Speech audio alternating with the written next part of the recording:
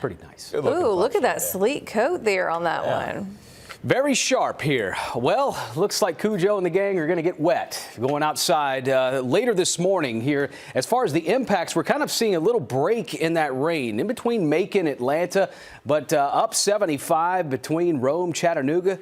The snow is falling. How about that? It's all rain, though, coming our way, mainly along and south of I-20, most of the CSR, if not all. It'll be a rain event. It's going to be a cold rain, too. Temperatures between the lower to mid 40s, 43 outdoors, feels like 39. Pretty nasty setup here for today. Not a lot of rain, but just dealing with the cold temperatures that lie anywhere between the upper 30s and low 40s, which we already have right now and aren't changing a whole lot. Tomorrow, we're going to be close to the freezing mark as skies become clear. But the wind is expected to really pick up. Notice we're still left about 20 degrees below average with winds gusting 20+ miles per hour tomorrow. Not going to feel all that comfortable. We're chilly in the upper 30s from Washington and even a little bit on the cold side with mid 40s in Barnwell and Bamberg here.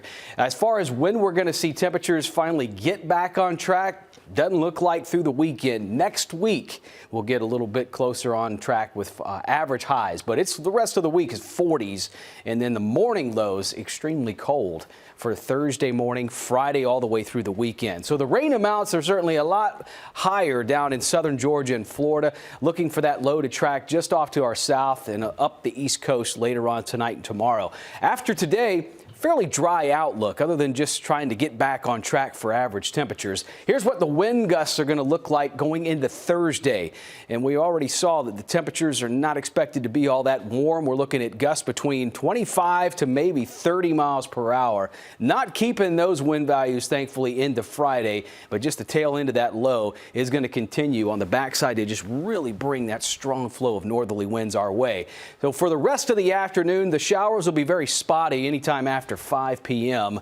But that low tracks up the East Coast. It's going to be rough travels there on 95, maybe even be a little icy up there between, looks like Norfolk, Virginia, Virginia Beach, all the way into the Northeast. We're left cold, dry, but a little bit of moisture left over here early Thursday morning.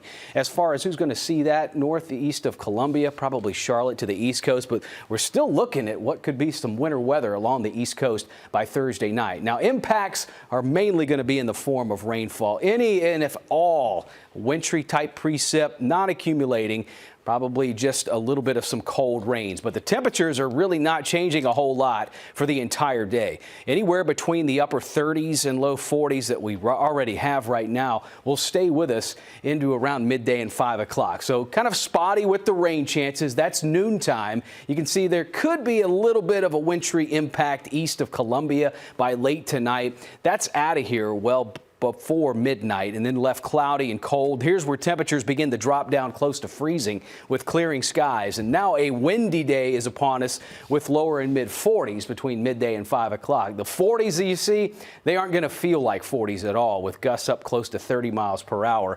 It'll probably feel like more of the middle 30s for the entire day. Notice how cold the temperatures will stay from morning lows, low to mid 20s up through Sunday. And finally, the jump closer to average and 70 degrees coming around at the start.